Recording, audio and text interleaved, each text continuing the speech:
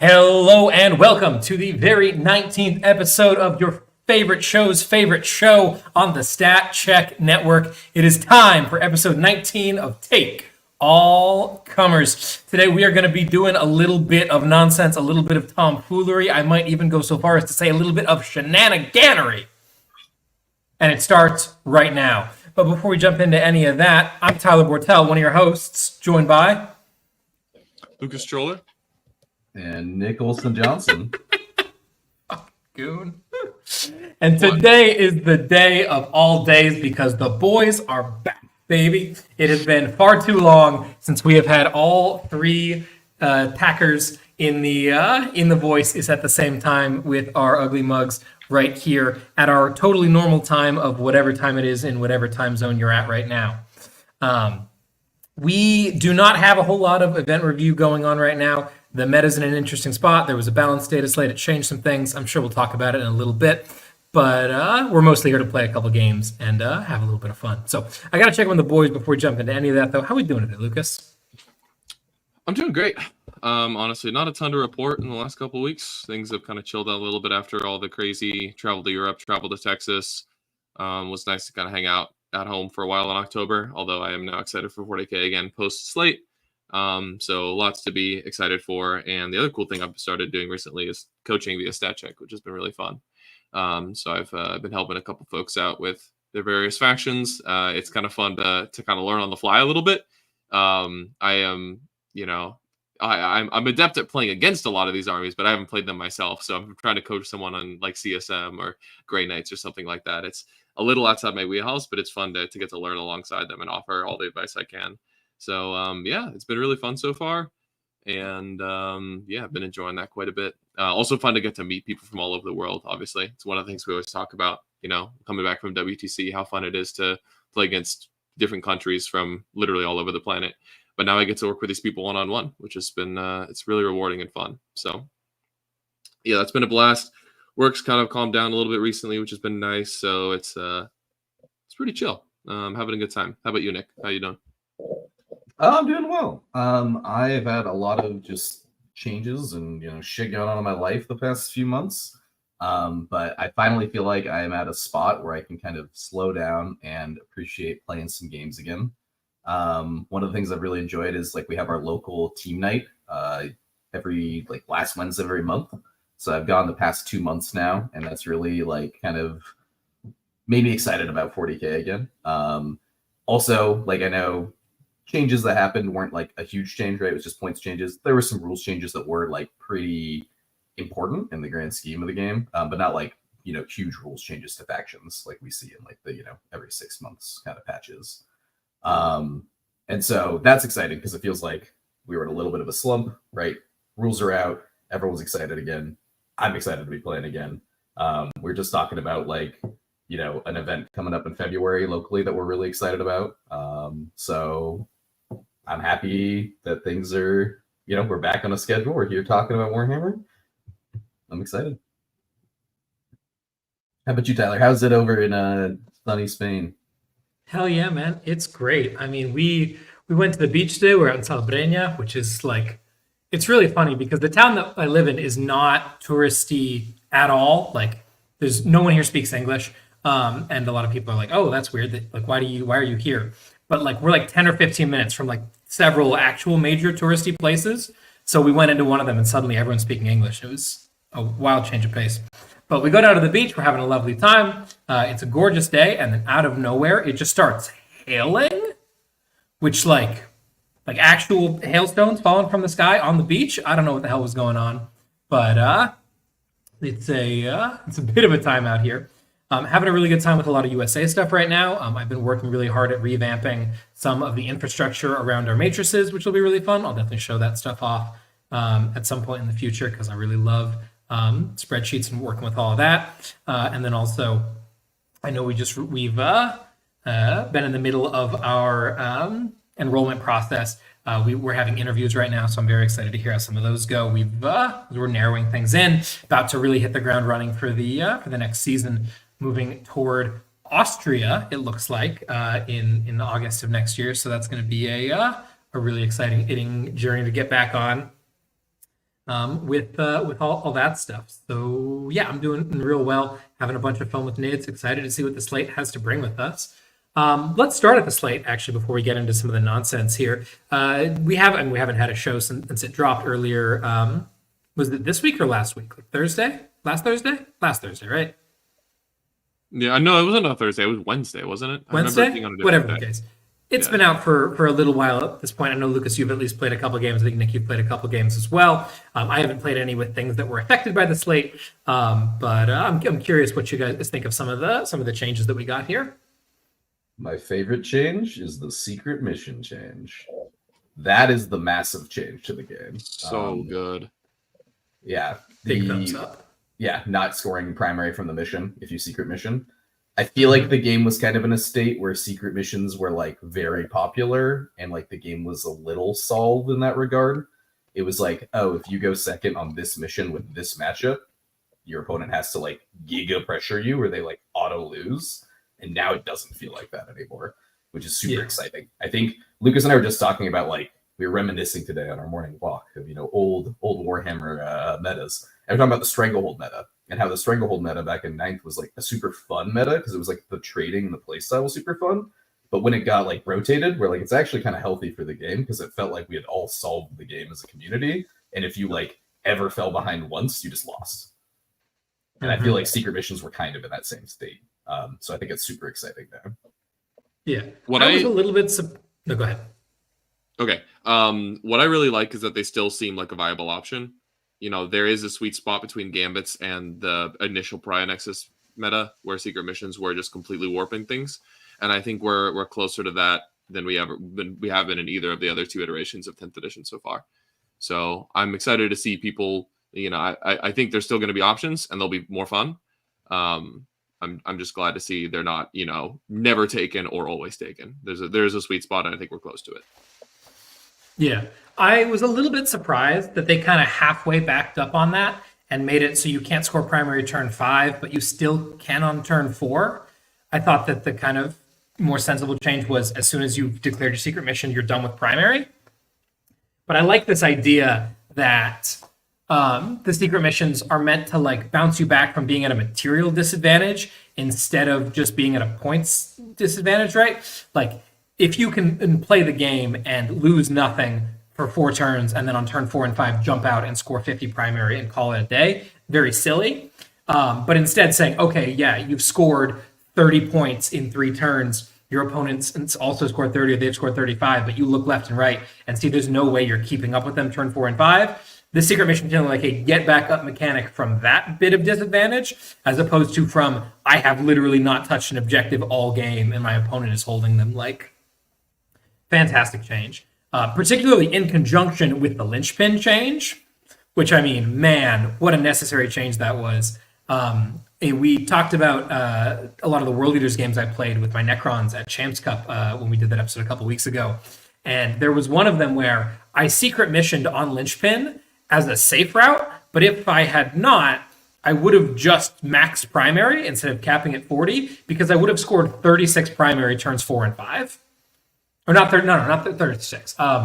43, 23 each turn. Because I was holding all 5 objectives turn 4 and 5 after only holding my home field turns 2 and 3. That's ridiculous. Yeah, and like it was a bit of a push to make that happen. So it was easier to just take the secret and not have to try that hard for it. But like that's not a thing that should be able to happen, right? I shouldn't be down 6 points to 30 on primary and then I just got a casual 43 over the course of 2 turns. Bad mission. So capping, I think they capped it at 15 or 18? 15, I'm pretty sure, right? 15? Okay. And is it every round or is it just in the last round you're capped at 15? I think it's every round you're capped at 15. But I also thought it was 18. It might be 15. Fantastic. Yeah, right? Nothing crazy. Because, yeah, you should definitely be rewarded for holding all the objectives at some point in time. But there comes a point when it's a little bit too much. So that was a great change. Rules wise, I don't think we got a ton other than that. Did we get anything else to the missions? I think it was just those 2. I think that was it. That's all I heard about or remember reading. And then Oh, I think they cleaned up the wording on Scorched Earth, though they didn't actually change anything. Just because there was that awkward loophole. I don't know if you remember this WTC, Lucas, where like I had to go talk to the judges because we all read Scorched Earth really closely for the first time and realized that it doesn't make sense. That like you can't score it going second because it won't be your turn when it's supposed to finish burning. So they cleared all that up and made it work the way it obviously should have. But that wasn't really a balance change.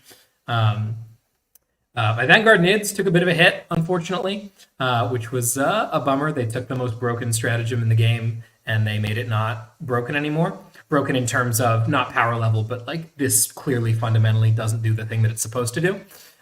So we'll see what else I play instead. What exactly happened there for those who don't understand it? Because I didn't really understand it. Totally. So the way Surprise Assault used to work, and I'll explain it the way that I used to explain it at the table, because it's really important to listen carefully to this. For 1 CP, in my shooting phase, or the fight phase, so either player's fight phase, at any point in time, I nominate one of my units that has the Vanguard keyword, which is most of them, and then I nominate one of your units. Your unit takes a battle shock check, period. In addition to that, if my unit later in that phase happens to attack you with the shooting or the fighting, I get +1 to hit, and if you fail that particular battle shock check, I get +1 to wound. Now, what's nonsense about this is that there was nothing in those targeting restrictions suggesting that I actually had any intention of shooting or fighting you.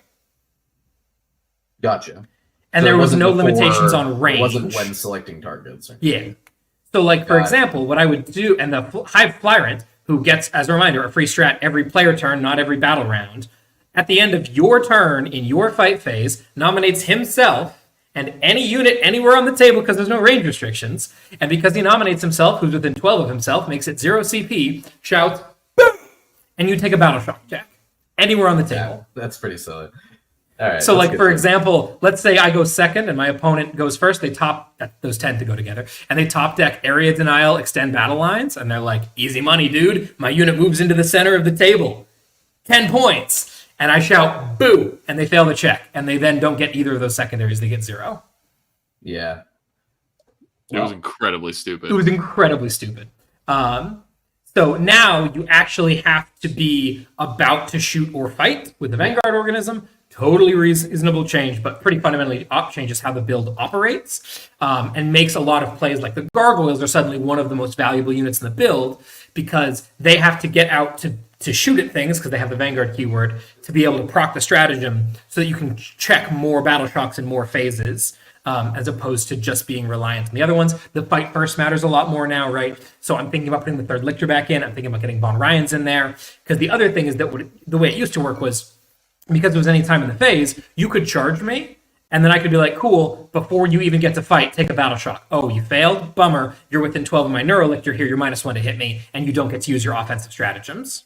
Yeah. Like, very silly. So having fight first to actually get to use it before they do anything is a big deal. So it changes a lot of the play patterns. I don't think it fundamentally ruins the list or anything crazy like that, but it definitely takes down some of the silliness there. Overall, a good change. Weird change, GSC. You can tunnel crawlers, which is to say 3-inch deep strike, out of Colt Ambush now, which, man, Colt Ambush is my least favorite rule in the game right now in terms of how poorly written it is. Is Colt Ambush reserves, yes or no, is not a very easily answerable question right now, which I hate. The WTC decided very firmly that when they removed the reserves language between the index and the codex, that was like this intentional thing to make Colt Ambush not reserves. And thus it you couldn't, you obviously can't ingress from it, and then you also can't 3-inch from it, but you also get to ignore infiltrators because you're not actually a reinforcement unit. Like, what are we doing here? Because the rule says if they have the deep strike keyword, they can instead be set up at the end of your movement phase outside of 9 inches of any enemy units. And WTC was like, that's not deep striking, though. That's something else entirely. That's just being set up outside of 9 of enemy units, contingent on the fact that you have the deep strike rule. Totally different. So does the Calidus get around infiltrators? No, because the Calidus is a reinforcement unit because she was removed and put back down. Colt Ambush unit never was on the table. It's a new unit that appears in the ether. to avoid Anyway, all of this. so GW put out an FAQ and said, hey, you can 3-inch deep strike out of this, which pretty clearly indicates that it's supposed to be a reserve unit, and WT is going to change all their stuff now. But I hate it. I hate it so much. Yeah. That's Also, GSD is turning out control, dude. yeah, this blip change from the last balance slate or whenever it was that they changed the GSC blip so that you breaking the blips doesn't matter. They're just in reserves now, or not really reserves. They're just, they get to come in anyway. Turns out that has made this into just a terribly toxic codex, which like if you roll well on Cult Ambush, people are just winning really well, and when you don't, you just kind of get wrecked. And it's like insanely stupid in the way that the early GSC was of like, man, Cult Ambush is just a very stupid and broken mechanic, but now there's no longer the counterplay. And also like it is entirely dependent on that. Like there were a lot of things you could do with old GSC that didn't rely on ambush. And now it seems like we're just leveraging how well you can roll fives to win a lot of games. I don't like it. I don't like it at all. I'm curious if there were things go, but I would not mind if that codex got nerfed back into going away, because the way that it works right now is disgusting. If you've watched any of the games with it, I have not. So like, what does it do? Is it just tons of MSU? You get them killed. Hopefully they come back, and then they just try to bang nines all over the place, or yeah, either they're banging nines or they're just setting up in the effective positions to be launching out a turn later. Especially these Biosanctic Brood Surge lists are popping up more and more with like 3x5 Aberrants with Abominants. So like the Abominant comes back on a 2-up, and then the Aberrants come back on the 5-up, and they're getting back in the fight. And just like with how cheap they've made a lot of stuff there, the resources just keep piling up. Especially with the Abominant that also has the enhancement where he does mortal wounds when he dies as well. Like, and he dies twice, so he does mortal wounds. Like it's just a really silly thing that suddenly you might have an extra 500 or 600 points of army, and I don't like it. I don't think it's fun. Yeah. I think that GSC being an MSU army is super cool and fits them a lot better than being a bricks of shooting army ever did. But yeah, they're real weird. That's frustrating. What else changed for you guys in the slate? Well, Nick, you want to go first, Mr. Votan, with your one change? Gosh, I know they got Votan got some minor points drops. The Hearthguard points increase from like forever ago got reverted, so they're back at original index level. So they're 30 points a model now. Which is like, did they get cool. One of those things where their 5-man changed and their 10-man changed in like different ways? No, I don't believe so. Yeah, the Hearthguard sure is 5-man is cheaper proportionally for the Hearthguard. Yeah, I thought that's what it was for Hearthguard. Yeah, I'll be honest. Hearthguard unit comp. Yeah, they're 150 for 5, 320 for 10. Okay, well, I wasn't taking them before, so yeah, I still don't rate them super highly. I think the other thing was the Uthar went down to 80. That could have been from forever ago.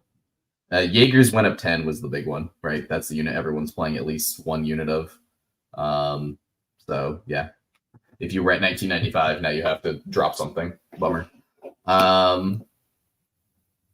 Yeah, so nothing like super exciting there. I don't think there were any like index wording changes.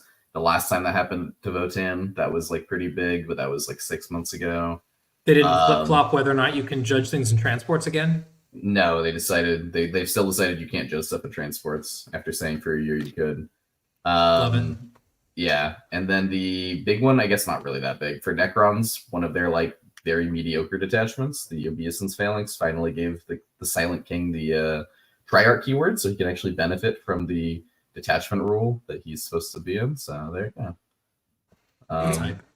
DVA's coming down is also that. Yeah, that was really funny. Yeah. The Triarch Stalker going down is very hype. I'm excited about that. I love that thing. Lucas and I made a DDA, Hypercrypt list the other day, and we're like, they're good. So yeah, nothing like massive. All it takes is teleporting around the massive tank that's very slow, and yeah, it's good. Crazy. For myself, there was actually quite a number of changes. Nothing like super major. but like a whole suite of minor changes for orcs, and then a couple things for Chaos Knights as well. Chaos Knights are back to like running a favorable mix of demons with 12 dogs, which is cool. It doesn't seem like that big of a deal. But you know, you run 2 better units of demons and a brigand instead of 2 worse units of demons and a stalker, and like the list is a fair bit better, but that's pretty boring. Some of the cooler changes are to orcs, in all honesty. The first thing they did was a quality of life upgrade, where they changed the war boss timings to actually work the way they were intended to. Get fucked, John. Yep, exactly. Absolutely roasted. When you're removing Tyranids from the game. And then yeah, so like the foot boss gets +4 attacks, and the mega boss gets +1 damage if he's in a car when the wall is called, which is cool. So that's nice. That puts a lot of things back on the radar. Like all of the MSU like war boss builds are much better. Like I was playing at the tail end of Bully Boys before I got nuked from orbit. I was playing a lot of like 10-man squads with war bosses in cars. So that build now like actually gets the +4 attacks, and that package went down 5 points because boys got a little cheaper. This is kind of like the second sweeping change to orcs that I think really like, is everything just got a little bit cheaper. Mega Knobs got 5 points cheaper per model. Boys got 5 points cheaper for 10. Snagga Boys got 10 points cheaper for 10, which is insane. They're definitely worth spamming in Warhorde and maybe in Bully Boys as well with a boss. Yeah, Snagga Boys are incredible. I love those guys. So yeah, and at 95, they're very comparable to boys, just with a lot of, you know, a better data sheet ability, +1 strength. It's quite good. Yeah, trying to think of other things that went down. Probably some Dread Mob stuff went down. I'm gonna be honest, I don't pay a ton of attention to Dread Mob. But yeah, I'm excited about orcs again. I think there's a couple different attachments that can work. The Green Tide boys heavy builds got like 60 to 70 points from all these changes, which is pretty sick. The Big Mech, I think a lot of people that he got on a lot of people's radar after Sipe did really well with him at LGT. I think he had 2 of them in his list actually, but he went down 10 points and is quite good. Surprised looking at that guy's data sheet the other day of how hard he hits, because his power collides on 3's base. It has an extra attack. So yeah, the Big Mech, just the standard guy on foot is quite good. Joined the boy squads. So yeah, I think there's a lot to experiment with in orcs right now. We've got a variety of good data sheets and builds. So I think they're exciting. I think they're still gonna have the shortcomings and weaknesses they had before. It just won't be as pronounced because now we have like enough stuff to actually compete. Before we were just priced into oblivion with Mega Knobs getting annihilated. But yeah, excited about orcs. And then some changes for CSM as well, just very briefly. Accursed Cultists, obviously, were the strongest unit in that codex. I'm glad it got changed. Now Chaos Space Marines will actually look like Chaos Space Marines. They'll have Chosen and Legionnaires, and Havoc point increase got reversed. That's awesome. Love Havocs. You'll now see them in the good attachments where they're good, right? You'll see them in Packbound Zealots, and you might see them in Renegade Raiders, but they'll be a fringe choice that people can throw in if they want to. But they're a cool unit again. So Havocs are cool. You know, the shooting castles are still good. The cultists, the ACDC bricks are still good. You just can't autofill 3 of them into every list anymore. So some nice variety, quality of life upgrades for a lot of those units that just make them a little more viable. So we're, you know, seeing more balanced builds. Yeah, this has been a great slate for the armies that I play. Very nice. And then the other big shakeups to the game, we've got Are Blood Angels out yet? Has that happened? I think they just have the FOMO box. Or is their official codex actually out? I mean, the codex is out active via the FOMO box, is it not? Yes, yeah, but it's FOMO not... box books you can't play in events and stuff. Oh. Yes. This was the old issue with like Tau FOMO box came out, and then 6 weeks later, actual Tau codex came out. I know not. I think it's been longer than that. But so Blood Angels are at least in theory on their way if they're not here yet. Imperial Agents are out and about. Have either of you guys played Agents yet? Nope. No, cool. And I hope I don't. I gotta. A waste of paper. We'll see about that. And then obviously the big noise right now is this kill team unit, the Aquilons, joining Imperial Guard, who are themselves also looking pretty good. I mean, they were looking great before the points changes, and with guard tank commanders. They gain the squadron keywords. They can order themselves now, and also they have access to the rule where they can like get lethal hits against their intended target. Yeah, so they went up like 20 points, but it's like, you know, kind of a buff. They got like paying 20 points for a buff. Yeah. Yeah. Mm-hmm. Yeah, they were already. You don't have to bring Leontis now. Totally. Yeah. Yep. Yeah, Lucas was playing Max yesterday, and like Mhm. we were just like, there's so many guard builds out there now, which is so cool. It's not just like indirect fire behind a wall, and it hasn't been that for a bit, but like it also isn't just spam 18 Volgren now, right? Like there's a lot of options in that book, and they're all good. Yeah. Yep. Unfortunately, it seems like a lot of them are just going to have 30 Aquilons. Yeah, the Aquilons are good. Lucas, I mean, we played against 30 yesterday. 3-inch deep strike on a unit that, you know, shoots is annoying, especially like you can recycle one of them, so you actually get 40 Aquilons. So yeah, they don't like shoot. Why only one hard. of them? Isn't the revive once a game? Yep, it is. Oh, it is. I didn't know that. Okay. Aren't all like all the revives? Oh, because all the revives are once a game now. Yeah, I forgot how badly they massacred my boy. Blocked that out of my memory. Satch. Yeah, I mean, I think one, you know, I'm not saying the Aquilons aren't probably too good. They're probably too good at what they do at 90 points. But one of the redeeming factors is there's so many good things to do with a guard build, like you said, right? Like there's so many data sheets in there that are worth taking. You could probably take 3,000, 3,500 points of guard, and all of it are like good quality data sheets that you would want in your 2K list. Whereas, you know, some other builds you might run out of stuff. Like CK is the example I always use, where like you fit in one more brigand, and like that's really all of the like efficient data sets you want to take in a CK list.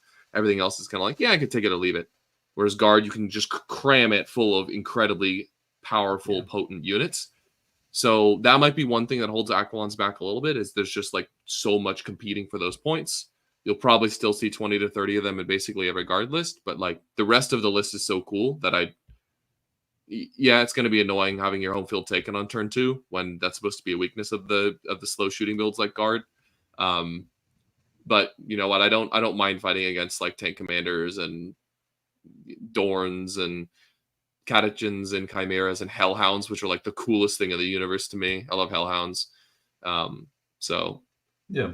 All those builds are very cool. They also, you know, they have weaknesses, right? Like a lot of these guns are blast and they're very slow. They have no fallback and shoot. So tagging their tanks is a huge weakness for them.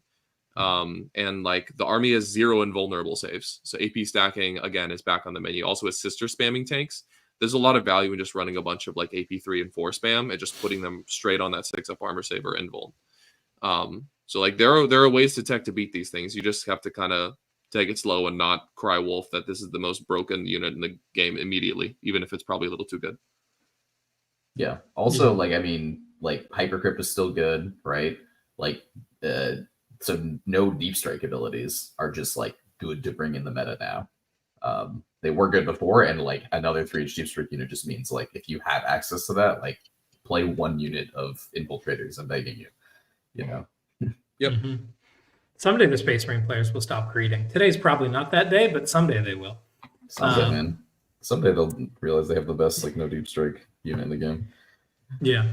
I think that also the Aquilons are especially vulnerable to Overwatch as compared to a lot of other 3-inch deep striking units. Like, they are like Inceptors, you throw a couple idiots. Flamers at them, whatever. But yeah, you have like it's a good day to be a Neuro Tyrant. It's a good day to be a Land Raider Redeemer. It's a good day to be what else is good Overwatch in the game right now? A Death Shroud Terminator. Oh no! Shut up, dude. Death Shroud Terminator, sure.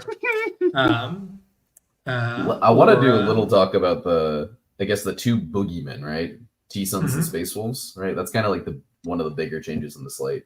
Both those armies were doing very well before the slate. Both went up like 150 points.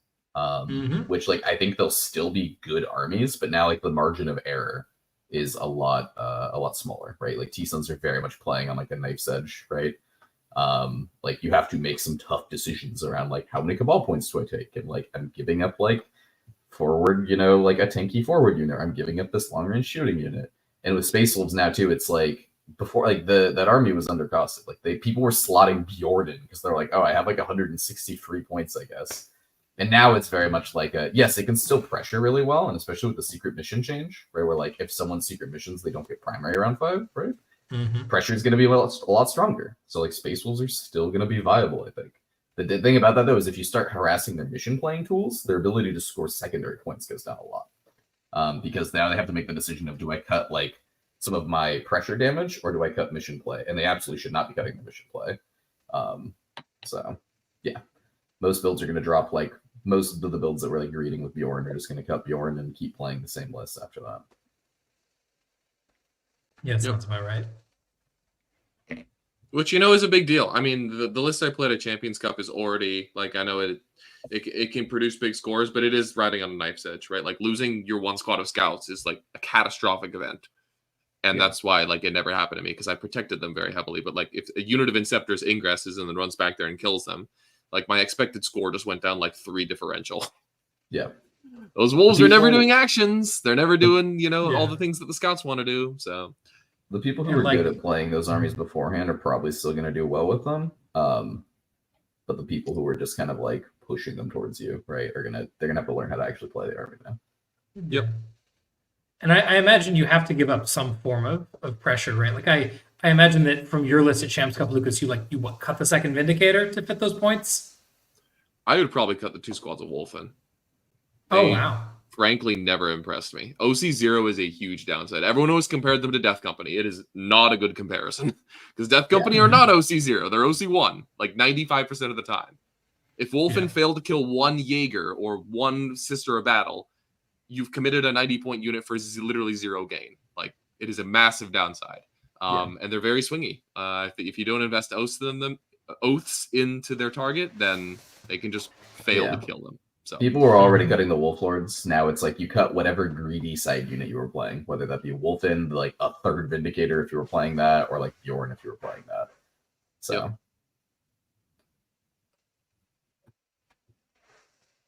Sweet. Alrighty. Well, I'm certainly looking forward to the upcoming meta. It sounds like y'all are as well. You boys ready for some silly songs with Larry? Let's play some. You better not make me sing. No, not at all. That's like about to lose every single subscriber. All right, so we're gonna play a couple of 40K games here, dedicated to the current meta and its history. In the past, I would do this through a program called Jamboard through Google, which they have since discontinued. So I'm doing this through Google Slides now. So if the tech doesn't quite work, my apologies in advance. But we're going to do a couple of things. The first thing I want to do is see how good everyone's memory is on just how bad metas have been before, to really appreciate how wonderful today's is. And see how things are going. So we're going to do a little bit of a grid here. I'm calling this first activity. Oh, can I have the next slide? Great. Dominance through the ages. And we're going to start off at the most recent meta, and we're going to tick back through each slate, and then we'll jump through mission packs pre-10th. And I'm going to give you the win rates of every faction outside the comfort zone on the top end.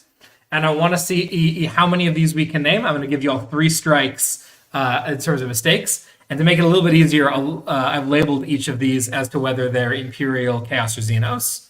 You guys get the idea? Yeah. Yes. So you're going to give us a time period and then a win rate. You'll see what's going on. It's all pretty visual. Okay.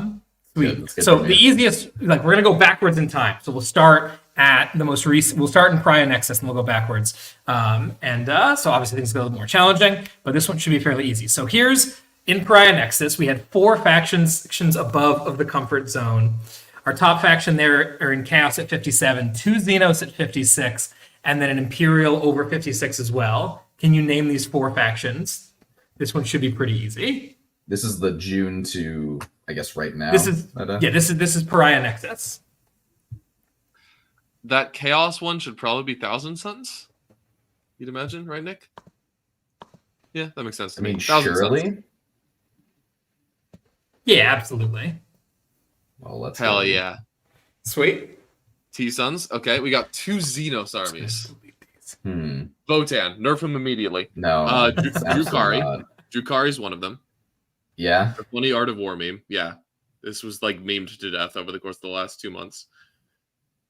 It occurs to me that I've forgotten which one is which.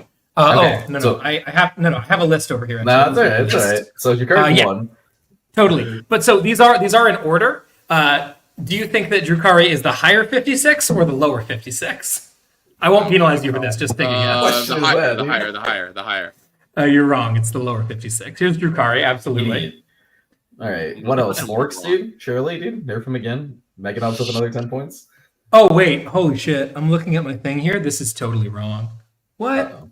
Sorry. This is not a Xenos faction. This is totally Imperials. Yeah. I was gonna say Xenos are powered. Is it Wolves? Or is it Dark Angels? Which one? Space Wolves is absolutely correct. And what's the last one here? Yeah. What's the other best army in the game right Probably now? Sisters, right? Oh, Sisters are a little too good. In singles, 56 makes sense. Yeah, probably Sisters over Gladius. Sisters of Battle. Let's do Sisters. Absolutely, nicely done. All right. Nerf now you guys understand understand factions except for Space Wolves. I mean, they did nerf all of these factions. Other than Drukari, did Drukari catch any strays? I literally didn't. Yeah, they got something. Oh, they got like 150 points increases. So yeah, all these factions got like 150 points. I love my favorite one this patch was the Triumph going up 60 points, dude. And she's still taking it, dude. 190 to 250. The book is absolutely insane. Yeah, that's certainly something. For those of y'all looking for something different with Sisters, check out the latest episode of Sister Act that should hopefully be up by now. On the guy who went 5-0 at LGT with Penitent Host. That list is sick. He has 30 Repentia and no Rhinos. Means that you're playing Bloody Rose. Huh. He only lost to Sight. Like, crazy shit. He beat Mike Porter on the way, I think, if I'm not mistaken. Anyway, so cool stuff. So now that you guys understand the rules, these will get a little bit trickier as we start moving backwards in time. So up next, we're looking at the fourth Earth and final segment of Leviathan. So this is from the Q3. I don't remember how the quarters work, but this is the last slate of Leviathan up until June. So this is like the front half of this year, basically. We have 3 factions well ahead of the rest. An Imperial at 58, another Imperial at 56, and a Chaos at 56 as well. Okay, what was really good then? Ironstorm? Was that plane build like mega popular around this time? I think so, right?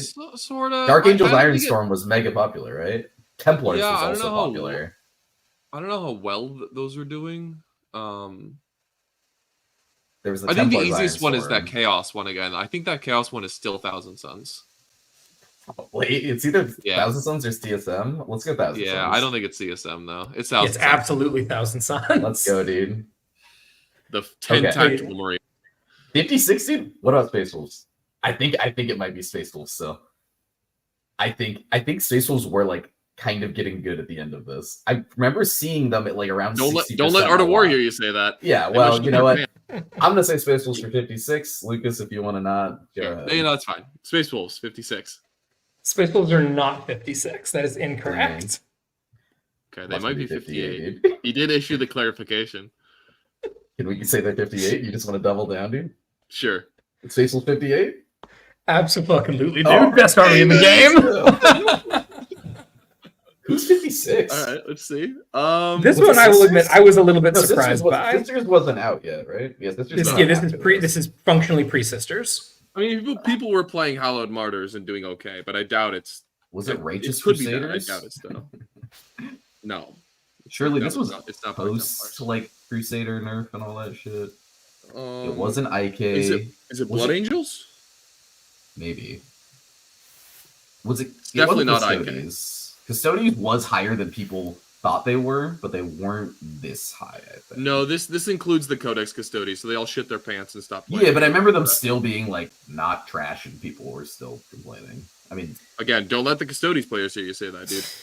Might have I think armor. Custodies were not trash because like when like Steve played them or other people who knew what they were doing could do well with them. I think their numbers were abysmal. Yeah. Yeah.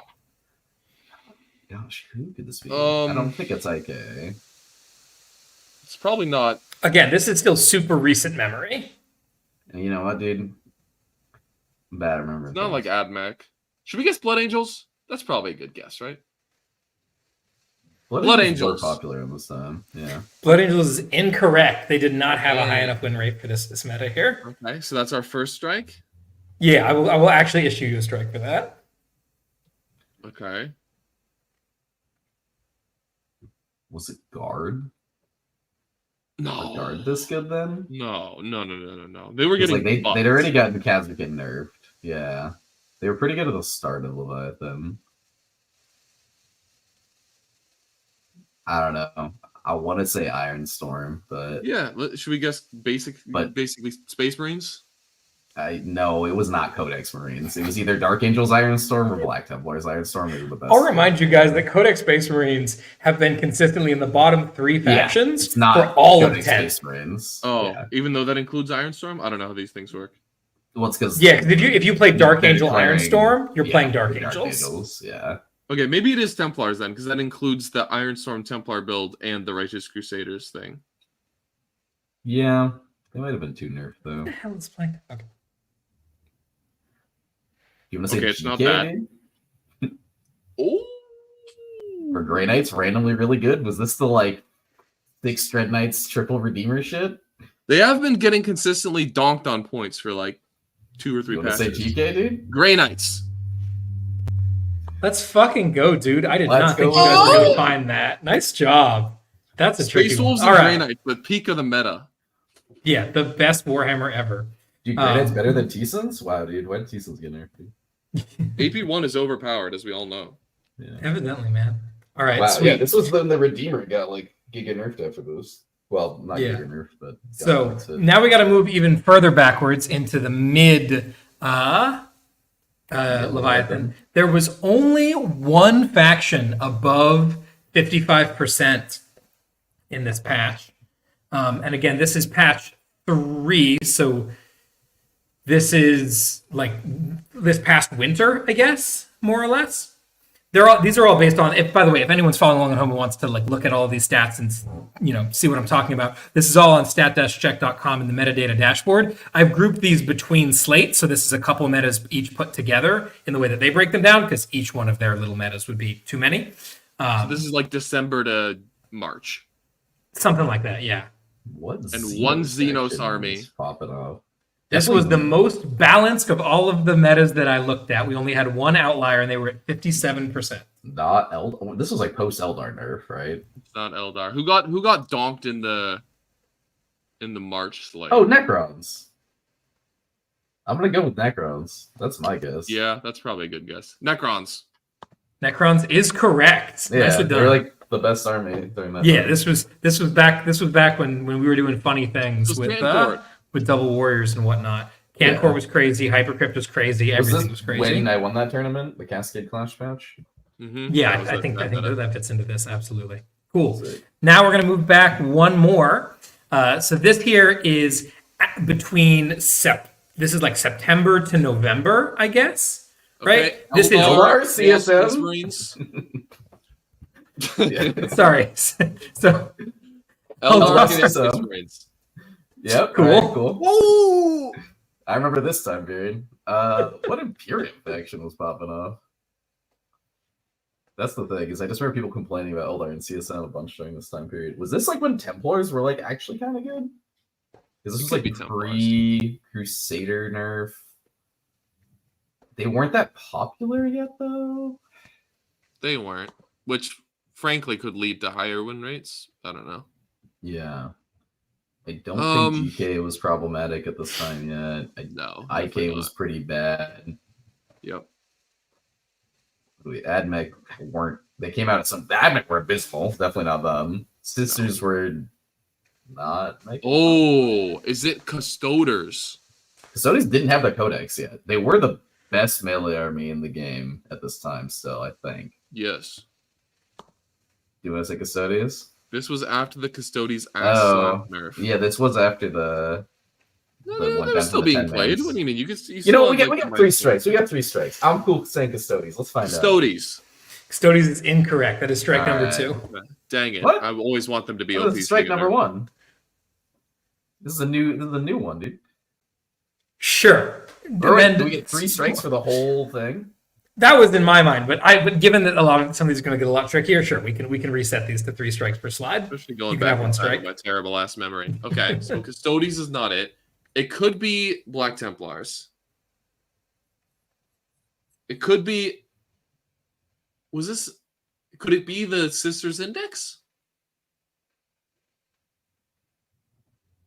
I remember people trying stuff with Sisters. People There was that did one start guy. talking about it during the There was winter. the guy who won the Tampa one. He won Tampa with Sisters, and then Vic was Yes. going off about Sisters for a bit. I think Yeah. this was the same time period. Yes. Do you want to say Sisters? I would probably Were guess they Black 56? Templars before that. Yeah. 3 strikes episode's over, guys. Black Templars. Black Templars is correct. My guy. Nice. Coming in clutch. I was so worried that you guys were going to guess that for something way too late, but then y'all came back with it here. All right. And then this one's kind of a gimme. Welcome to DSP release Eldar. 9th, 10th edition. Oh yeah. Which is GSC which? Eldar. I think Eldar is 69 and Eldar is GSC 69 63. because of Slanesh, but yes. Oops. You didn't even give a reason, Nice. but I still corrected you. Easy. Yeah, absolutely. Great. That's crazy. Cool. All right. Now things are going to get interesting because we got to go back into 9th edition. Oh, And each of these, we're just going to do the full mission pack, right? So I'm not breaking it down any more than that. So over the course of Arcs of Omen, Oh shit. Dude. we've got Xenos Imperium at 59, Iron 58, Hands. 56. Show Arcs of me Omen? Iron Hands. Hello, Iron Hands. Yep. That was me. That was me after a game with my opponent. High five, dude. Oh, it's super fun, right? Yeah, this was the tournament arc where we're winning that team tournament, so Nick getting the dreadnought. Good time. Okay. What's next? Which Xenos army was on top at this time? Necrons were still really strong. Pariah, we also had a Pariah in Ninth Ed, right? That was when they got the huge faction secondary change. Yeah, that sounds right. Yeah, That's not After included in this this. battle That's is way remembered when- before this. When the yeah, That was yeah, yeah. I know. But were Necrons still as good? I'm trying to think of what Xenos armies were mega good at this time. Colby says, I'm pretty sure willingly remembering the 9th Ed meta violates the Geneva Convention. You might be Oh right. wait, dude, what about were Nids still busted? They They were got okay. nerfed. They weren't. They Yeah, were this was post a bunch of nerfs. Was I'm this trying to think of- ridiculous? No, Votan were never ridiculously high up there. No, they weren't 59. Votan were solidly around 50.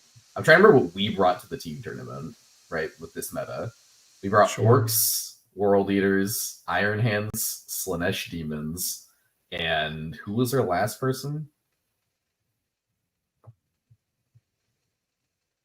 GSC. GSC. I'm trying to remember what Tyler played. It's definitely Was it not Forces? GSC, Forces right? aren't It around. could- No, Oh, it GSC could be were funny. not It this could- strong. Yeah. Okay. I do not think GSC were 59% at this time. Yeah, that's fair enough. Maybe I'm wrong. But I'm trying to think of other armies who were playing at this event, / in general in the meta. We were scared of That's guard. I think guard Yeah, were 56. That guard is probably 56%. This was the stupid flag meta Yeah, funny is guard flag, 56? Imperial Guard? Esther with Military? Casterkin. Yeah, with the stupid last. Yeah, we're locking Yeah, it in. guard, Guard 56? guard. Guard is incorrect. That is strike number 1. Damn it. Okay, what were we also mega scared of, dude? I know Space Wolves was popular at the time. Maybe The horde of Melta Rats. Remember that? Oh, God, that was a funny list. yes, 2 people played that on the West Coast. That is correct. It could be Dark Angels. No. Just for reference here, in Arcs of Omen, Astra Militarum were close. They were at 53, which is not that close, but they were faction number 6. People were running Deathwing command. Oh, 10-man shit. Deathwing command squads. They were running bikers. What's going on over there? No, I've only picked out the ones that stat check. I guess because the way it's rounded, there are 2 other factions that are also rounded up to 56, but they weren't highlighted in blue because I guess they were rounded up. They aren't actually quite meeting this criteria. Both of them chaos. Fun fact. But anyway, not relevant to either of these options. Yeah, what about Dark Angels, my dude? I don't think they were that strong. If you want to go ahead and say, go ahead. All right. Other options could be like Sisters, because they had like the Bloody Rose build. Yeah, they were still playing with like Bloody Rose and the Defend the Shrine and the ditch Miracle Dice for secondary points thing. Mm-hmm. Maybe like I just remember being mega scared of Guard and Iron Hands. So like, Well, it's not Guard. yep. What was better than Guard? Maybe Sisters. Maybe they were more consistent. Like we still were playing in the realm of funny secondaries. World Leaders were also cracked at this time. I'm surprised they didn't break 55. They are one of the 2. Just for very funnily, in reference to the to our 5-man team, the 2 Chaos armies that just barely don't crack this limit here are Chaos Demons and World Eaters. Yeah, Which are both at 50 at 55. What about Eye so. Knights? Could it be Eye Knights? I don't think Eye Knights were that good at this time, man. Maybe I'm crazy. I don't remember seeing them anywhere. I mean, I remember you complaining about their secondaries on repeat. This is true. Their secondaries were really dumb, especially how I'm guessing Sisters. Sisters of Battle. Sisters is strike number 2. Sisters have a 45% win rate in Arcs of Omen. They were ass. I'm not guessing again for the rest of the day. Good luck, Nick. Oh, and he's gone, dude. Lucas is out of the show, dude. All right. Oh fuck. This is bad. Can we think of the Xenos one at least? It's not Drukhari. Yeah. It could be Eldar, but I doubt it. It could be GSC, but I doubt it. It could be Necrons. It could be Necrons. I don't think it's Orcs. I don't think. Orcs. I don't. It wasn't. I don't think it's Nids. I don't think Nids were skilled No. as high. No. I don't. It wasn't Tau, right? Like no one was playing, and people were playing Cowion. Maybe there was the Tau like planes. I don't think they were 59% though. No. Should we guess Necrons? I don't know if they were. They did higher nerf than them, right? Iron Hands. Didn't they nerf them partway through this meta? They nerfed them before the Arcs Omens, I think, or like somewhere, yeah, because they were mega busted in the pack before this. That's when they first came out with all the crazy secondaries. Good to remember for in about 2 minutes when we guess this one incorrectly. Oh yeah. So like, do you think they'd be 59% win rate after that change? I don't think so, but like they were still good. Like that's the thing. Like I'm thinking about this meta in the context of like all we were doing in this meta was preparing for that 5-man team tournament, and like what we were most scared of was Iron Hands and Guard. Like that was it. I'm trying to think of the team, the few tournaments we went to during that time, and like I played Necrons with Iron Hands, and it was tough, but like not impossible. There weren't that many people spamming them. What was the one tournament we went to? Like Salamanders, right? Harry won the Salamanders tournament. He beat IK in the finals. Lol. I'm trying to think too. This was also the Deso meta. What other faction abused Desos besides Iron Hands? Like which other Space Marine one? Steve created that really funny Black Templars build, but like I don't think anyone else was playing that. No one else was playing Black Templars. I don't think. But was it the Dark Angels? There was the Dark Angels Deso list. Yeah, and they also had these stupid attack bikes in the command squads, my guy. Yeah. It might be Dark Angels. Yeah, I remember Manny was playing like 30 Desos. And I know that they nerfed the Deathwing at this point, but then the very spammy like Deso. That was at the end. That was in like March. So that was only in the last third of this meta.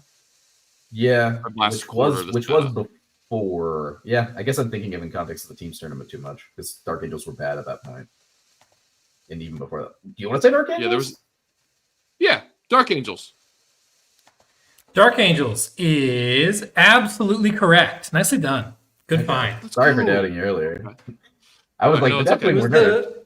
who's the king of the hill? Who was the best army in all of Odysseus. Arcs of Omen? Votan.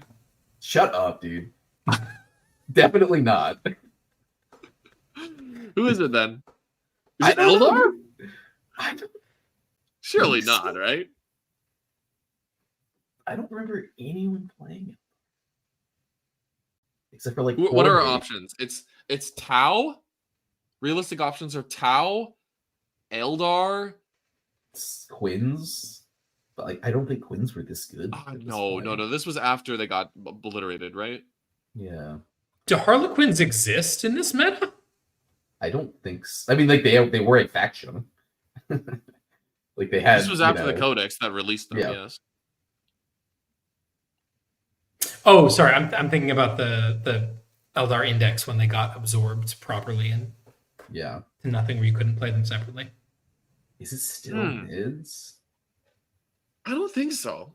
I don't think mids were the best army in the game. I don't think so. If you would have asked me what was the best army in the game in this patch, I would have said Iron Hands. Like I would have said actually. Guard, bro. Guard were busted. Totally.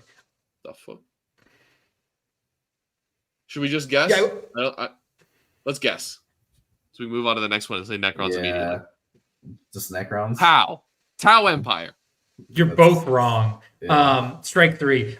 Here's a hint. If it were Tyranids, I would have brought them to the team event. You're all Exactly. cowards who forgot the most important army in the world. It's GSC, baby. Why were they 50 Let's now? go. They were Wow, dude. insane, and y'all just forgot about it. Beat y'all's I don't asses know. on All the I regular. remember about them was, oh yeah, this is a blue. Come back. Oh, this is a red. You know. Oh, he didn't say it was a red. To be fair, he said it was a 10-10. All right, fair enough. Fair enough.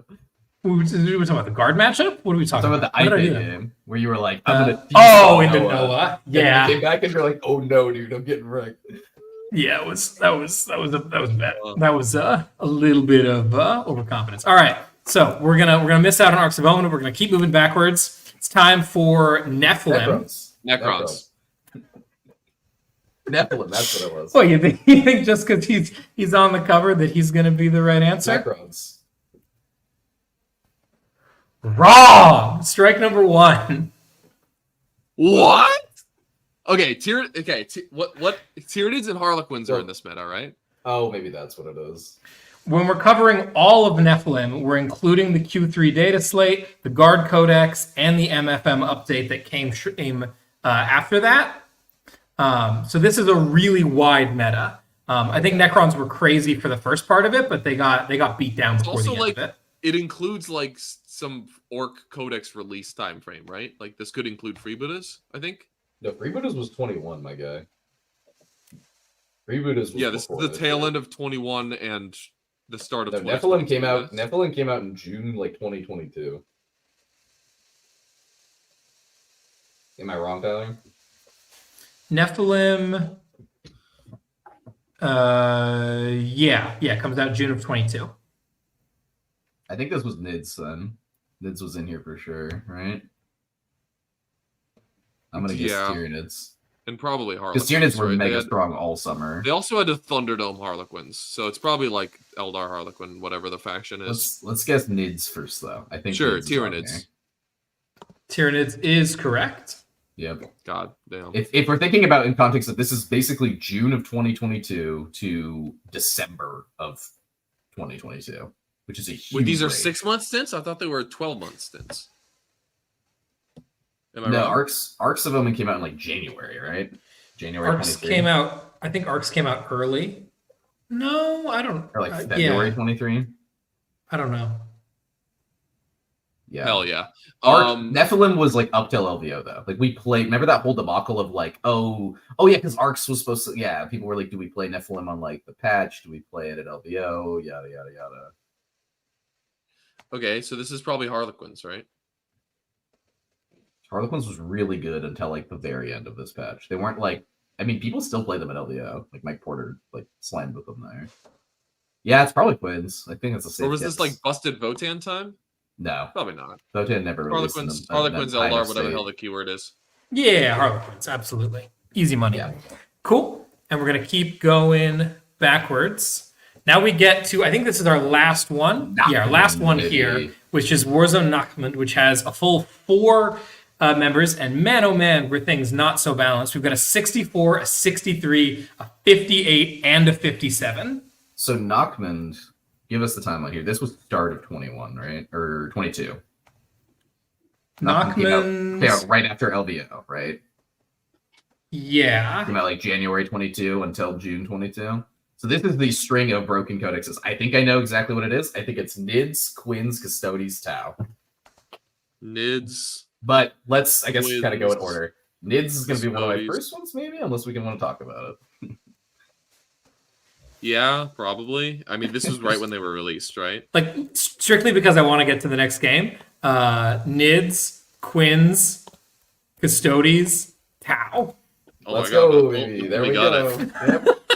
He did it. Nice. Yeah. Quinn's on top in terms of win rate, but otherwise really nice. Awesome. Good stuff. Sweet. So all things considered, not in a terrible place right now. We don't want to revisit the memories of Nids, Quins, Custodes, and Tau too much. Dude, imagine playing against these armies on repeat. Well, that was Nachmund, dude. How did I not end it all? That's crazy, dude. That's crazy. I'm a survivor. Yeah. I want you all to know that. All right. Cool. Our next game here is one that I'm even more excited about. Oh, So God. here's how this is going to work. I've picked out, I think I've got 4 of these. So like in terms of thinking about how we want to stretch the timing here, 4 different codexes or indices here. For each one, I've picked out a couple of detachments. I think it's 3 for each of them.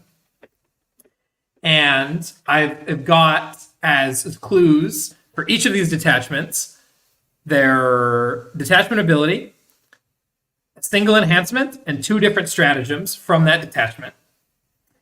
You guys are going to get to reveal clues one at a time until you are confident that you can tell me what codex or index these detachments are all from.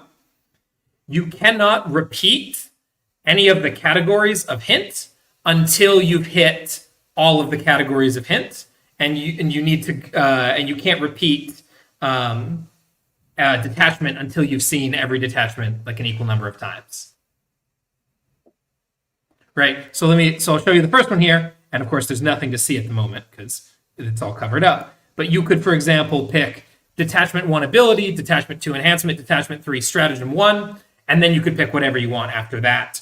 But you need to hit each detachment and each of the categories an even number of times, if that makes sense. Yes, it does. I'm going to currently say that we have 3 strikes on this as well. But you don't have to guess every time. But you will score points Based on how few equal to the number of that are still covered. So for a maximum of 11 points, if you get it on the first clue.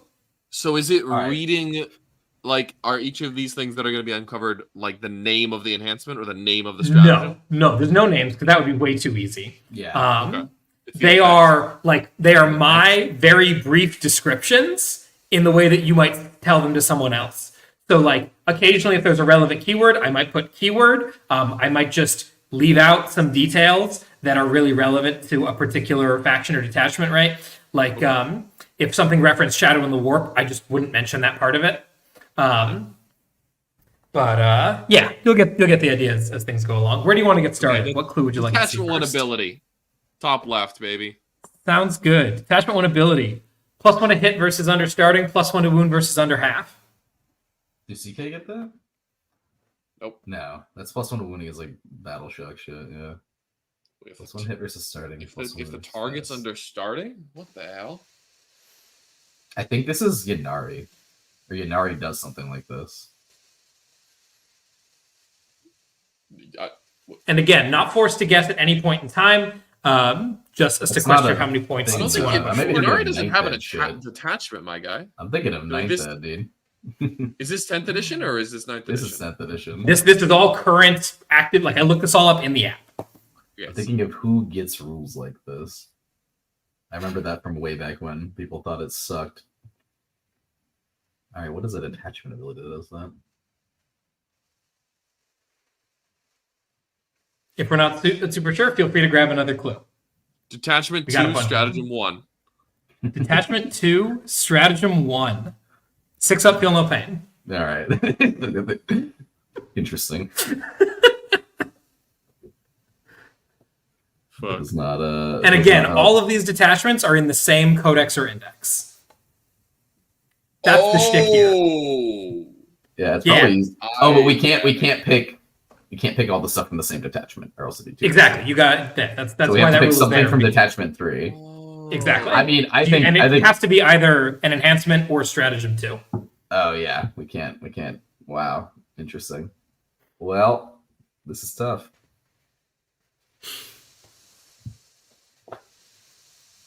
Because like 6 of feel no pain reactive enhancement, that's or stratagem, that's a few things out there. So what do you think gives us the best thing here now? An enhancement or stratagem 2? Surely an enhancement, right? Yeah. Enhancements are much more unique effects. Cool. We'll take a look at detachment 3's It's not going to be enhancement. unique at all. It's not going to be unique at all. Yeah. Plus one one to OC on a target objective. That's something Tau do. Do Tau get +1 to hit versus starting, +1 wound versus half, though? That's the detachment ability? Yes. No. I don't think they have any of that. Yeah, Monka doesn't do that. Red Cowdery doesn't do that. Callion doesn't do that. Crew No, the attack. crew detachment does that. Yo, you're right. Okay, yes, This is, yeah. This is Tau. This is Tau. This is Tau. Yeah, yeah. He says that Detachment this 1 is- was crew. Detachment 3 is, Monka, right? That's the Red enhancement. Cadre, I think, has the feel no pain for suits. Yeah. And then Malka has the OC. Yeah. This is Tau. Tau. I realized that I didn't write these down, but I'm pretty sure that is correct. Yeah, Salt and Lethal, and then +1 strength within Yeah, 12, that's right, +1 okay. AP within 6. Let's go, dude. Nice. So Good what job, you're really guys. saying, so I think if Just you for were doing detachment- Salt and Lethal, I would immediately have guessed it. So what you're saying is this is gambling. I'm a fan of this game. Show I us like what gambling. Detachment 3 Stratagem 2 was, dude. Yeah, that would Detachment 3 Stratagem 2 was you killed Kenny. That would not have helped us at all. All right, cool. Wow, I don't think Nice. I know any of those crew detachment abilities other than that. That's fine. I know the first one. The public. There's also a second like, half of the everyone crew has detachment Yeah, the ability, which is the versus invuln. Yeah, range. 5 up invuln versus range, 6 up versus melee. But like, I wasn't gonna cram all of that in there. Tau Empire. We did it in 3. Nice. I don't know how many Sweet. points that is. That should be like 11, like 9 points or something. Good job. All right, let's see what's next. All right, we definitely want to do detachment 1 first. It gives us the best clue. No. Detachment 3 ability. That's where the previous Sure. auto win was. This is Necrons. No, that's not a guess. I didn't even read it.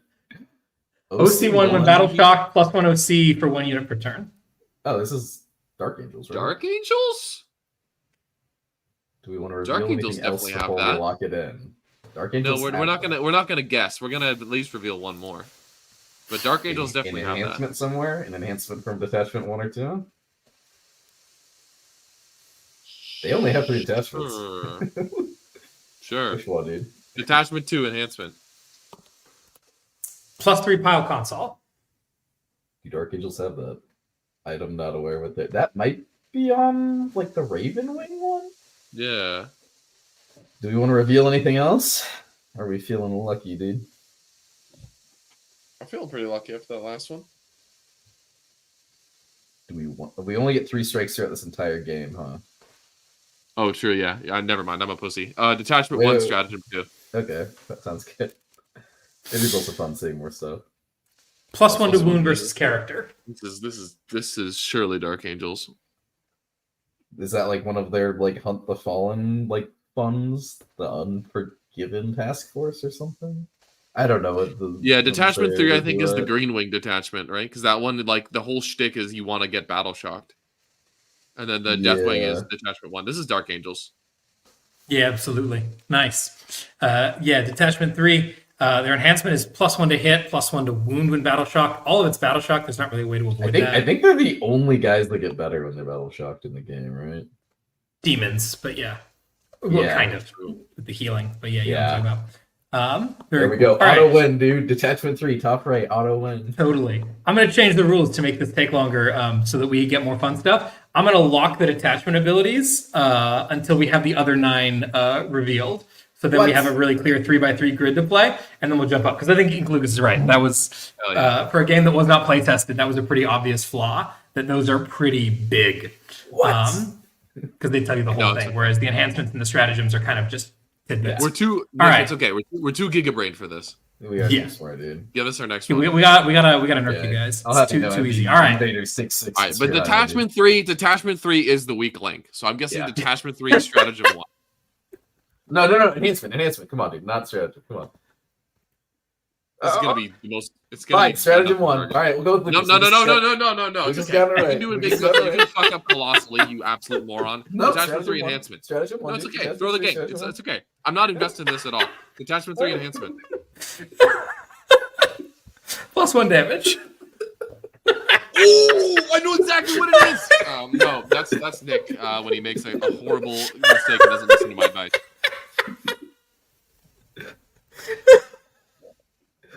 Okay. Orcs? I mean, yeah, they do have that. Detachment 1, stratagem 1, dude. Sounds Sure. good. Detachment 1, stratagem 1. +1 to wound and melee. Do you orcs have that? Sorry, that's kind of covered Oh, up. no, dude. I saw 6, dude. +1 to wound and melee. Do orcs have that? Yes, they do in Speed Mob. This could definitely be orcs. All right, detachment 2, stratagem 2. Should we guess? Should we guess No, first? no. Okay, no. fine. Nick's a coward. That's fine. Crit 5s in melee. Orcs. Dude, the detachment, Nicely done. detachment 3 enhancement, auto win. I knew it instantly. Dude. Come on. Reroll Hell yeah. charges. Dude, I would have instantly gotten that one. +1 in melee. Yeah, but I wasn't sure how hard this was going to be. Evidently, this is not that hard of a game, and I should have gone for the more of the obscure stuff. This But I wanted to. I'm having use fun that. though. I'm glad I you like did it. Yes. I like I just- winning. Yes. Yeah. I also think there's also a better version of this where like I am picking the order in which these things are revealed because like I really wanted Uppy Downy to get picked really early Yeah, and just it's like there's you it would could not be anything. thinking about orcs but yeah, Speed Mob has Uppy Downy. Nice. All right, last one in here then, and again we'll stick with the bottom 9 to start. Chaos Knights. Go ahead, Lucas. Detachment 2, stratagem 2. Reroll hits and reroll wounds versus under half. Sorry, it's kind of cut off. Does Night Lords do that? The spooky one? Or is this like a Dark Eldar thing? It could be Night Lords. Theirs is based on Battle Shock, but that could have been obvious information that got omitted. Yeah. It doesn't say. Yeah, this is a shooting stratagem for Night Lords. It could definitely be CSM. This is Drakari. it could Drakari also doesn't have 3 be- attachments. Doesn't Sisters have that detachment that says These are all Yeah. codexes, because there's 3 detachments. Yeah, this was a. I mean, Dark Angels was a supplement, but Yeah. it could doesn't Hollowed Martyrs have the reroll hits and wounds strat? Or is it based on your starting strength, not the opponent's? I think that it's might be it. Martyrs. Martyrs. Okay. Well, I'm not. So it could, we it should, could be we should CSM. reveal another one. What do you think? Yes. Detachment 3 enhancement, dude. All day. That's the the obvious classic one. Detachment The 3 classic, enhancement. Infiltrate Scout 6. Who I know Scout 6 is the CSM one, but I don't think it gives you an infiltrate. Okay, this could also be Admech because I know that the good detachment has that as a enhancement. Do they have a reroll hits or wounds versus half though?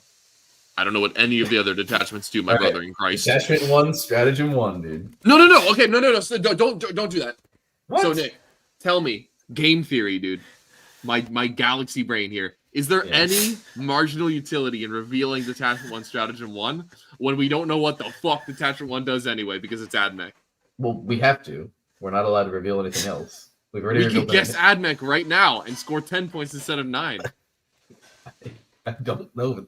If you want to go Admech. ahead. No. Admech. I'm We do guessing 3 Admech. strikes. I don't We care. do 3 strikes. I don't care. I'm guessing Admech. Is it Admech? Yeah, it's Admech. The detachment enhancement Let the definitely give it fucking away. go! I hate the detachment. Yeah, because the first two attachments are really easy ones to pick. This stratagem would have been sticky on death. World leaders. But yeah, all right, nicely Holy done. shit! I'm Detachment Um, 3 enhancement. Thanks. Yeah, because We've done the it problem is again. the first two attachments are easy to pick, the most obscure ones, and then the problem with the AdMech is that I'm especially worried about their abilities because almost all of them are those two-parters, which like really give things away. So I figured I could maybe be safe slipping the Hunter cohort in there and picking some pretty obscure bits. You know, uppy downy, reactive, loan up at 18, that's whatever. But yeah, that enhancement was a really good pick. Nice. Here's the rest of some random things in AdMech that people. Oh, what is happening here? People may Let's or may go not know gambling. about. Detachment 3 enhancement. Immediately. Yeah, Dude, all kind three of of the a wild Detachment one. 3 enhancements were just like auto wins. It's like pressing the Harlequin button in last edition. Infiltrate, Scout 6, plus one Well, damage was not that. And then yeah, this would have definitely been an auto Not win in there. the and not in then- the Arcs of Omen Good. meta, dude. As we learned, GSD were the best in that one. Hoorah! True. We did learn something. That was fun. Very fun. Yeah, hope you guys had a good time. As per usual, nothing ever takes this amount of time that I thought it would. I thought the first activity was not going to take very long, and the second one would. So interesting stuff there. Whatever the case, very cool. What have we got coming up soon, boys? What's going on over in? There's a lot going on, dude. Yeah, At least Lucas has got an event soon. Yeah, I've actually got a November full of Warhammer. So next weekend I'm at Atomic City Warzone in Tri-Cities, Washington, which should be fun. That's kind of like I'm still debating, hence my little nickname here, whether or not I should play CK or Orcs. This tournament is an awesome cash prize, and I think I have a better shot of winning if I play CK. But I also know that if I lose a game early on, I'm going to be much more excited about playing Orcs and learning about a new Bully Boys build than I will grinding the same stupid War Dog list. So I'm kind of undecided. Yeah, we'll could decide in the next 12 hours basically what I want to play. And then the weekend after that is Beach Hammer, which should be really fun. Little weekend getaway for the boys. It's gonna be very fun. Play some Warhammer, play some skirmish games, play some Spirit Island. And then let's see, what else are we doing? We got an There's RTT the the, weekend after that, I think, right? Yep, PPM RTT, dude. Yep. That And then we got was another rough. John tournament. Here's another thing that's hype. PNW Northwest. There should be a 5-man team event in the works for sometime in February. It's not confirmed yet, but keep your eyes and ears open for that if you live in the Northwest or don't mind traveling for a team event. It will be a 5-man event, but it's going to be put on by John, who's done a lot of really awesome events here over the course of the last couple months. Yeah, it's gonna be sick. It's gonna be mixed. It should be mixed GW. Nothing's confirmed yet, but it should be mixed GW WTC. Yeah, 2 rounds a day, so you won't be super crammed to get all your things done in a super short amount of time. It'll be very fun and relaxed, and it'll be a great weekend. So keep your eyes and ears open for that. Yep. Yeah, John's been doing like some hard work. This is gonna be a third event of his this year, the Guardian Gobbler at the end of the weekend before Thanksgiving. Yeah, he puts on really good events. He puts in a lot of work, and he's excited to like start teams. And if we show him there's enough interest, then hopefully maybe someday 8-man team event in PNW as well. Would be super cool. sweet. So that's all very hype. If you're still with us here, I'd love it if you could take a sec to check out some of our sponsors down in the description. These are some wonderful companies that make what you see here happen, and we could not do it without them. Most notably, our main sponsor, Red Dragon. StatCheck patrons get 20% off their entire store at red-dragon.ca. If you live in the northeastern U.S. or in Canada, they are your one-stop shop for all sorts of 40K nonsense. If you want to check out some things that have our little logo on it, you can get those from Saltire Games at the link in the description. If you're interested in some WTC terrain, the official WTC terrain is made by Wayland Yutani. You can get 5% off with code StatCheck5. And if you're more interested in GW style open terrain or a couple of different laser card or wood accessories, check out J15 Games, with code StatCheck. Of course, we are on the StatCheck network, if I hadn't said that word enough times just yet, so make sure to check out the rest of the shows over here, including the main show, including Champions of 40K, including Enter the Matrix, including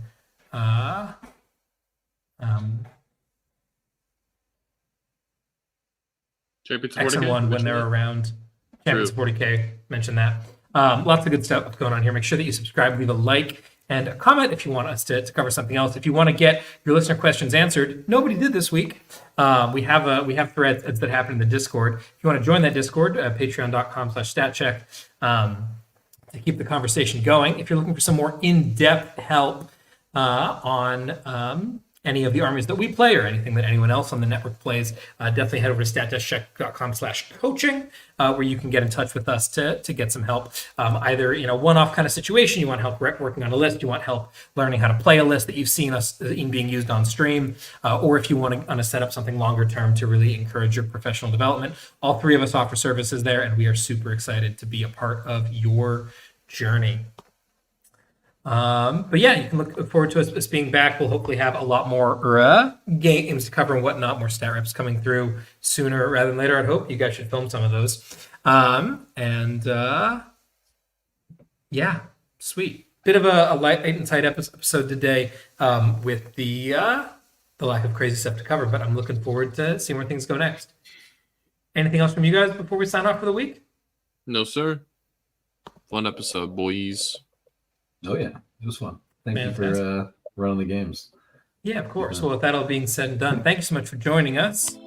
I've been Tyler. Did you get muted? That's Nick over there. That's Lucas somewhere there. Bye. Yeah, what's up with that? We'll see you guys next time. Take care, everyone. Bye-bye.